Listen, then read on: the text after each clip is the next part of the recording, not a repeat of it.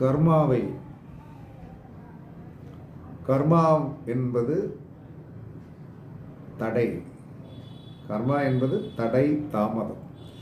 இந்த தடை தாமதத்தை என்ன சொன்னான்னா கொடுப்பவர் யார் அப்படின்னா கேள்வி.